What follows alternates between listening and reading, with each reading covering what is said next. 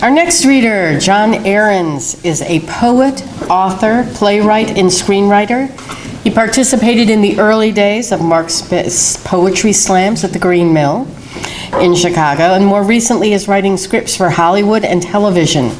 Tonight he'll read a scene from his full-length play of Sorrow, Songs, and Treason. It's a work in progress inspired by the life of civil rights activist Paul Robeson. His collection of poetry, Sinew, Muscle Poems and Mantras, Bar Rants and Bliss, is available on Amazon or tonight for $5. I own it. It's great. Welcome, John.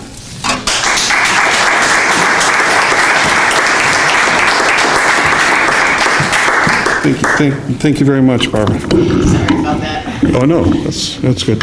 And thanks to Kevin and to Ann, who's not here, for, again, creating Waterline. All of us, we're all friends, we've all been here. It's a wonderful event, and it's a privilege to read. And especially tonight with this group, and both Christopher and Frank are writers that I've met here, and they're not only beautiful writers, they're beautiful people. And others in the group are in the same category. So that gives me enough courage to try to read a scene from a full-length play I'm working on. And I'm not an actor, I'm the writer. The actors are the ones that do the heavy lifting. But it's been an exciting piece. So to set it up a little bit, Paul Robeson was at the height of his career. He's referred to within the civil rights movement still today by those who know as the tallest tree in the forest. And at the height of his career, many careers, he was an athlete, a scholar. He could cite the original Roman elegies in Greek. He's highly intellectual, but he was also a performer of stage. He sang in concert halls. He was a Shakespearean actor, and Sir Laurence Olivier bent a knee to his Othello. So he's a towering 6'4" kind of man. So he's quite imposing. He's quite a character. At the height of his career in the 30s to 40s, his voice was the most famous voice on the planet. He sang concerts from Siberia to Sydney, Australia to Seattle. He did a concert in Chicago in Grant Park with a microphone, a piano with as an accompanist, Larry Brown, and 143,000 people. So one man with a microphone. At the nadir of his life, his absolute low point, he tried to commit suicide by slashing his wrists in the bathroom of a hotel in Moscow in 1961. Of March.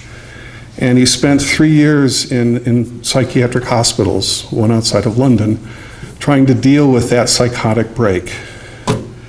And the play is in that hospital. So without further ado, I'm going to try to get through this with very dry throat. It's two characters. In the play, the Robeson-inspired character is called the patient. This is all fiction. He wouldn't presume to put words in Mr. Robeson's mouth. He is in terrible shape. He is shattered psychologically. A young surgeon who was supposed to go to London to study with Dr. Christian Barnard and learn how to transplant organs, which was in 1962 a new thing. He has been hijacked by others in the play and put into this hospital and has been asked to help get the patient talking and put him back together. The surgeon has no idea who he is. And this scene takes place toward the end of the first act, and the patient's been very reticent, tough to crack, and in this scene, that changes as the patient tries to school this young, arrogant, not very worldly surgeon in some vital matters. So that's the basic setup. And it's two people talking, so this is the patient, this is Robeson. Or this is the patient, this is the doctor. All right. So the patient who suffers, this is the setup, who suffers from memory loss caused by intensive electroshock treatments, and his doctor, Talbot, are in a private day room at the Priory, a psychiatric hospital on the outskirts of London. Against one wall, a full-scale teaching skeleton hangs. It's been brought into the room by the doctor, and it's been dressed with a dozen or so colorful patches of cloth, and these have been torn from old quilts that have been stuffed into the windows, because it's a very drafty old building. It's in the middle of winter. And each piece of cloth the doctor's been using it as a memory flag. As he unearths a memory, he's tied it to specific bones of the body to try to help the patient hold his memory together. There's many patches on it from previous sessions that we've seen, and this is the beginning of another session. Talbot. I'm here for one reason, to heal you. And the best way I know how to do that is to help you recall and relive important memories. If I can understand your memories, I can understand who you really are. My memories are not my identity. My life's work is who I am. Talbot. So let's start there. What exactly is your life's work? My life's work is why I landed here, as your prisoner. Talbot, you're not my prisoner, you're my patient. Talbot walks over to the teaching skeleton. I'm just trying to put more flesh on these bones so I have a full human being to work with, something I can fix.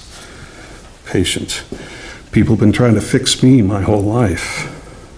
Talbot, well, let's go back to the beginning then. Tell me about your parents. Patient, I had two, a father and a mother. You? Talbot, I actually had neither. My father divorced my mom when I was very young. She tried to raise me in Boston until she passed away. Patient, how old were you? I was 12 when I found her, hanging in the bedroom closet. Patient, just a boy like me. And what became of your father? Talbot, he never really came back. He never really left his mistress. Patient, mistresses can be tricky, especially the ambitious ones. My father's mistress was ambition itself. Her name was and remains Washington, D.C., and all that implies. Patient, that explains a lot, especially the smell. The what? The smell of privilege. It's all over you like the most expensive perfume on the most desirable woman in the room. Privilege and power. We know the smell of that, me and my people. And who exactly are your people? To people like you, black folk. Oh, I'm not going there. You're not going where? Black and white, race and politics, too much emotion. I'm a surgeon. But this is the perfect place to examine racism. A hospital full of lunatics. Talbot. That particular ailment is beyond medical treatment. The questions I want answered are much more simple. Who are you? And why are you here? You, doctor, have the bedside manner of a New Jersey police officer. Call me ignorant, call me colorblind, I just don't care. I'll call you a liar. There is no such thing as being colorblind. Talbot. When my scalpel cuts into a patient's skin, it's all the same to me. Same blood, same guts, same bones. There's no lie in that. Now, can we please focus on you? Okay. Which one of me do you want to focus on? Which one of you? Well, you're clearly not schizophrenic. Delusional as hell, yes, but multiple personalities? Shall we start with the me that is the black devil, the Barbary mule, the beast? That one, doctor? And which emotional response to that me shall we conjure up first? How about fear? Shall we talk about how you fear my size, my girth, how big I am, how tall I stand, how small you feel against my physicality, how bullish and brutal and bastardly the image of the black man feels as it rolls about inside your white skull, like a cannonball chained to your most primal fear? Which image, which less than human creature is the least worthy of your loathsome gaze? Talbot, nobody's loathsome or loathing here. Then shall I play the clown for you, the shuffling fool eager to make you laugh at my buffoonery, my Sambo stupidity, my simple-minded dumb as Mississippi lethargy? Which one of me shall I be for you, doctor? Which hateful figure of scorn, which ginned-up image of the African people do you wish me to shove down your gullet and fill your capacity to hate with? The patient towers over Talbot, who's speechless. Tell me, doctor, which picture will quench your privileged lust to dominate me? I have no interest in dominating you. I'm just trying to understand you. Who are you? Who am I? You don't know who I am? No. All I know is what I'm learning about you right here. Who are you now? That makes two of us. The dumb and blind trying to lead the blind and dumbfounded. Who am I now? The patient drifts over to the skeleton, his spirit and energy suddenly starting to flag. Who am I now to carry on any longer this fight, this Sisyphean curse called justice? I almost had it. I almost pushed the boulder all the way up to the mountaintop. But now, it was not always so, but now, as I stand here, I am a lost man. I am my shattered race. I am the prophet at whose feet the unkeepable promise lies broken, the promise of a just and temperate world, a loving world with a rightful place for my people, a world marked by a respect as effortless and natural and sweet as rain. What would that world look like, doctor? What would that much beauty, that much truth, that much dignity conjure in the eye? He picks up the small Maori drum, runs his fingers over its skin, now fighting back tears. The face of beauty looked like the people in my neighborhood back in Westfield, New Jersey. They raised me after my mother died, gave me an extra coin when I emptied their ash buckets. The face of truth wore their smiles as they invited me to share a meal, and the face of dignity was their admiration as they watched me mop the sweat from the flanks of my father's horse. The promise they saw in me. Back then, those were heavenly gifts. But now the weight of those expectations feels like an anchor as large and heavy as an island, a continent, as Africa itself. Do you pray, doctor? I'm not the religious type. You don't need to be religious to hear the prayers for a better world. I hear all of them now, in my head, every hour of every day, all asking for a world where every human being born of color is free to embrace their full human dignity, to be lifted by the power of that dignity, and to hear its songs, my people's songs, our sorrow songs, the singing of which has been my life's work. Does that answer your questions? Talbot, astonished. Why are you here? How has someone like you come to be in a place like this?